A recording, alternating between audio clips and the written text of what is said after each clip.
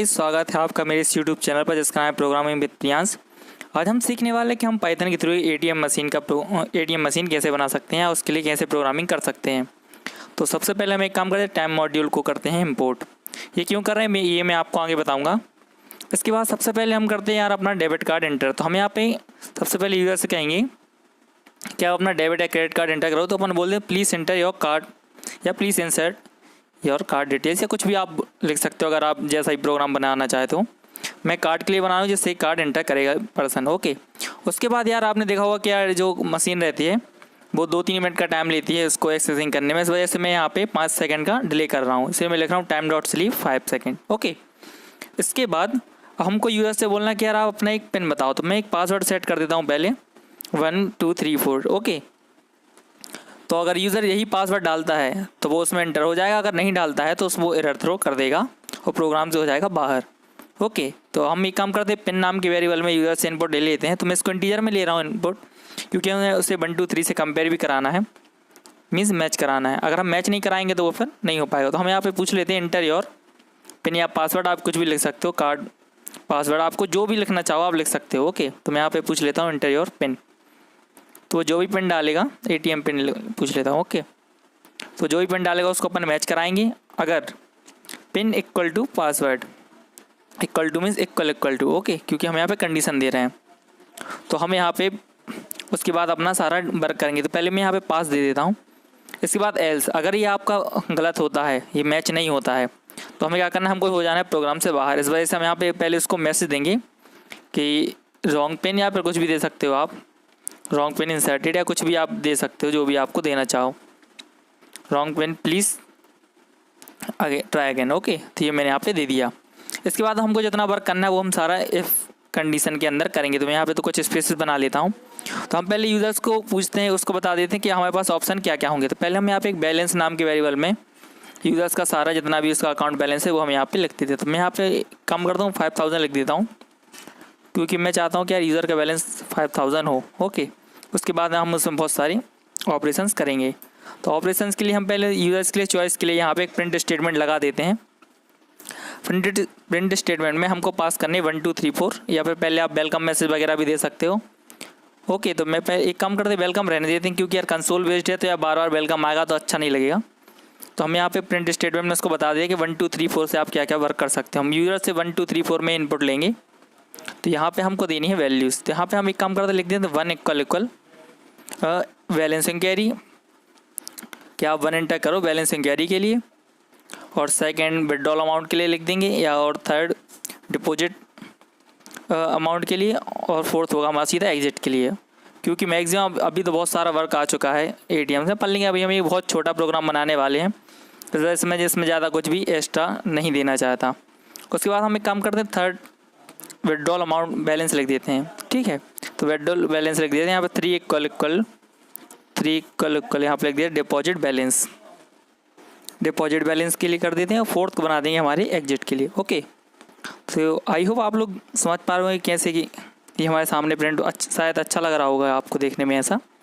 Okay, इसके बाद ये हमारी प्रिंट स्टेटमेंट हो गई ख़त्म। तो मैं इसको यहाँ पे मैंने 3 क्यों लिए थे, 3 ब्रैकेट, उस वजह से क्योंकि मैं मल्टीपल लाइन में प्रिंटिंग कर सकूँ। ओके, अगर मैं यहाँ पे सिंगल लेता तो मैं डबल लाइन में प्रिंटिंग नहीं दे पाता, मैं इसे थोड़ा अच्छे तरीके से शो कराना चाहता हूँ, इस वजह से मैंने ऐसा किया। इसके बाद हम ट्राई बनाएंगे। ट्राई क्यों कर रहे हैं हमेशा, क्योंकि यार देखो यूज़र से हम वैल्यू लेने वाले हैं इंटीजर में। अगर हो सकता है कि यार उसने ABCD कुछ भी प्रेस कर दिया तो उससे हमारे प्रोग्राम में एरर आ जाएगी और हमारा प्रोग्राम हमको बाहर कर देगा।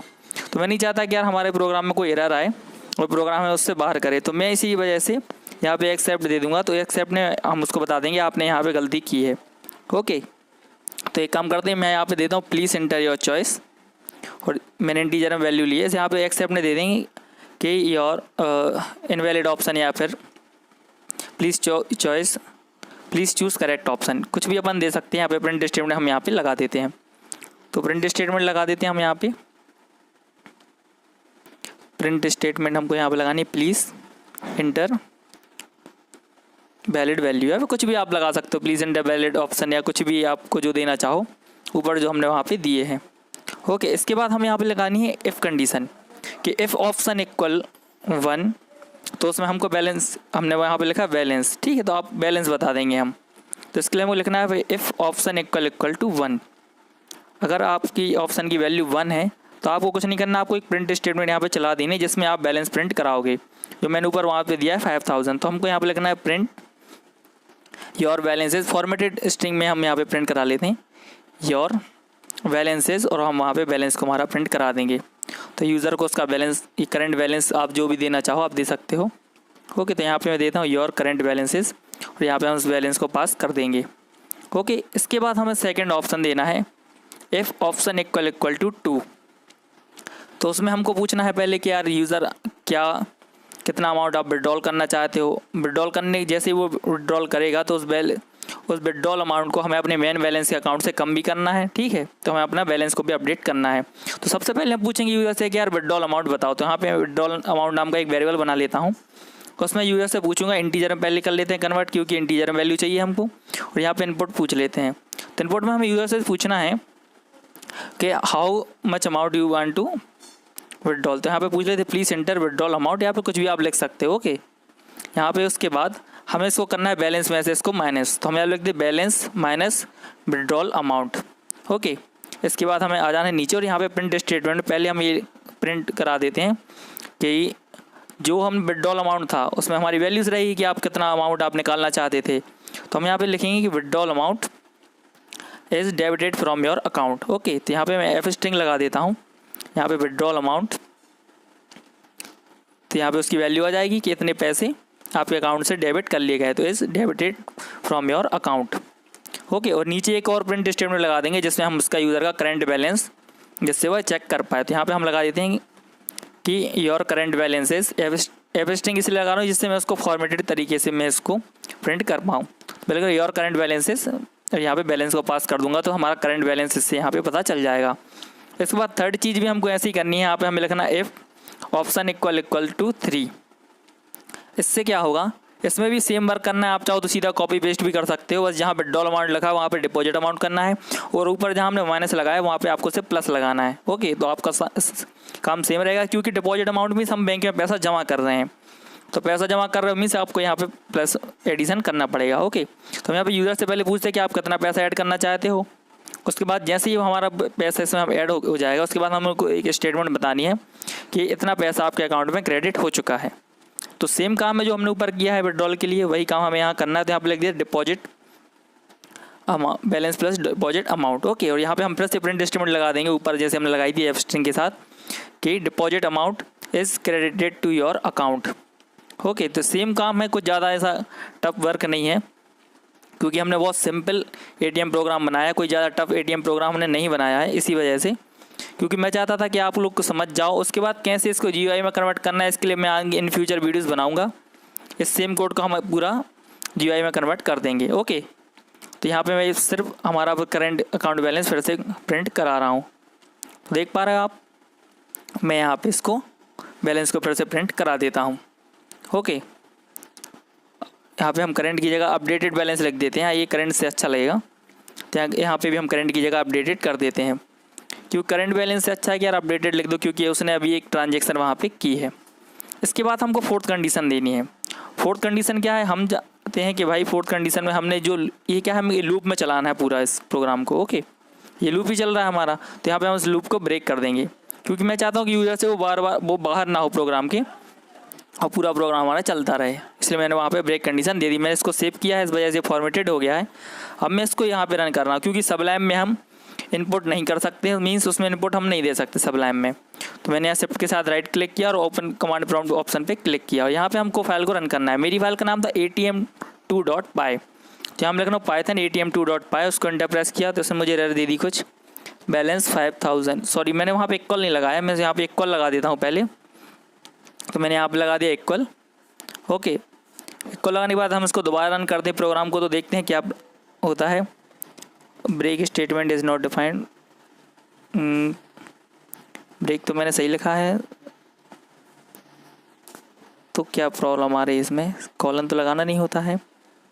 एक मिनट, हाँ, हमें इसको एक लूप में डालना है। ओके, क्योंकि मैंने यहाँ पे व्हाइल लूप मैंने स्टार्ट नहीं किया, मैंने आपको भी बताया भी था कि यार हमको ये लूप चल रहा है हमारा, मैं शायद यहाँ पे बताना भूल गया होगा। तो मुझे यहाँ पे एक लूप चलाना है, इस लूप के अंदर मैं इसको लगा देता हूँ, सारी डेटा को इस लूप के अंदर कर दूंगा। मैं चाहता नहीं कि यार एक ही बार हमारा प्रोग्राम रन हो, उसके बाद दोबारा उसको कार्ड डिटेल एंटर करनी पड़े।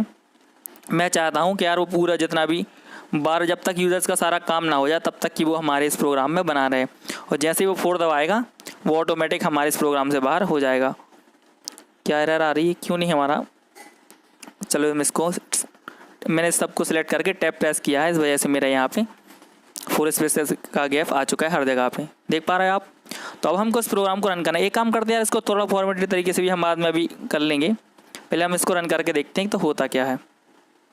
तो जैसे मैं इसको रन करूँगा तो देखो, जैसे मैंने इसको रन किया तो उसने पूछा, वो थोड़ा समय ले रहा है। इसके बाद मैं जैसे पिन डालूँ 1 2 3 4, इसके बाद देखो इसने मुझे हमारा ये प्रिंट स्टेटमेंट बता दी। इसके बाद जैसे चॉइस दूँ 1, तो उसने देखो हमारा बैलेंस बता दिया 5000, क्या आपका बैलेंस 5000 है।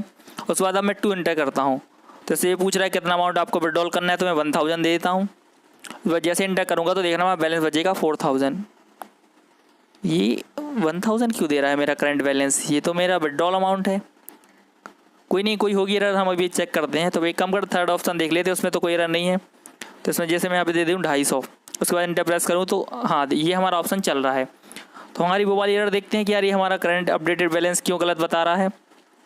ओके, ये वाली एरर हम चेक करते हैं प्रोग्राम में कहाँ एरर है। ओके, तो हम ये वाली एरर चेक करते हैं।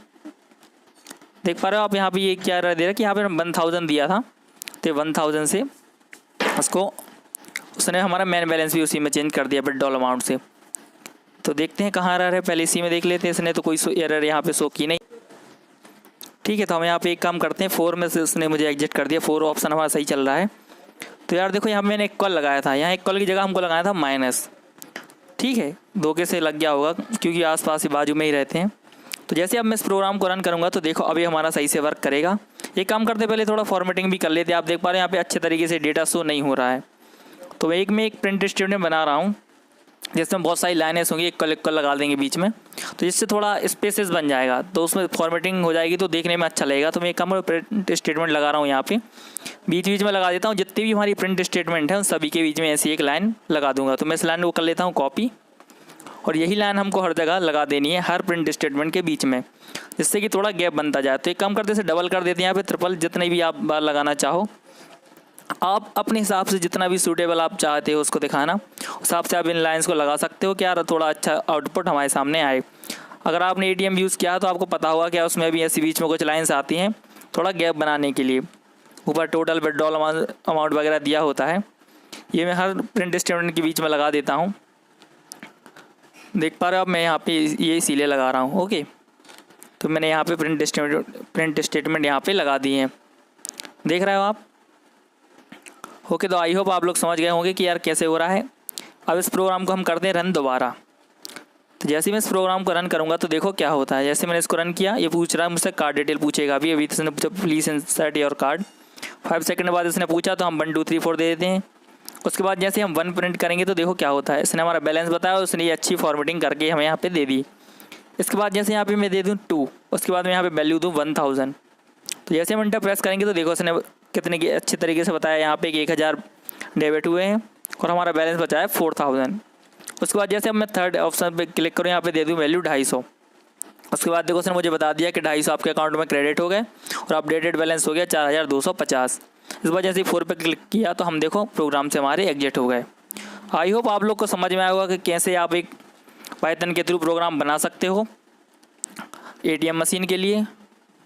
ओके, तो जैसे मैं इसको आपको ये वाले मैंने ऑप्शन चेक करके नहीं बताया था कि आप कैसे, अगर आप रॉन्ग पिन डालोगे तो क्या इसमें आएगा। तो जैसे मैंने यहाँ पे रॉन्ग पिन डाला तो उसने देखो मुझे प्रोग्राम से बाहर कर दिया एक मैसेज के साथ कि wrong pin please try again. देख लिया आपने। तो अगर वीडियो पसंद आई हो तो वीडियो को लाइक शेयर सब्सक्राइब जरूर करें। मिलते हैं अगली वीडियो में, तब तक के लिए टेक केयर, बाय बाय।